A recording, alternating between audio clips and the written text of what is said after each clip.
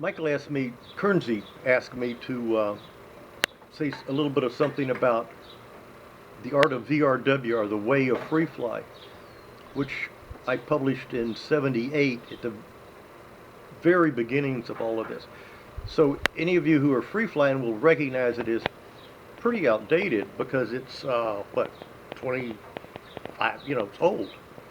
However, it was one of the first things that happened at Arena, and it was I put it together while I was competing uh, for the X Games, and um, it goes through a lot of the things that you have to know, and some of it is a bit outdated, but quite a bit of it, if you know the way I write, is cool because it's centered in uh, Tai Chi and Eastern meditation, and um, those activities which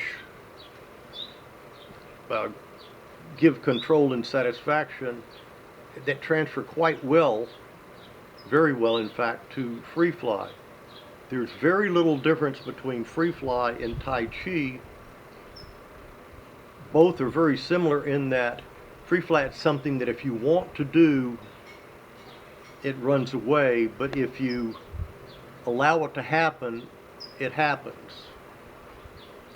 And we could go on with that. It's kind of an interesting topic, but the main thing, of course, to do is to, when you're doing all this stuff, to stay alive, and that's likely, uh, unless you're not current and jumping an undersized canopy, and then you might want to make sure you've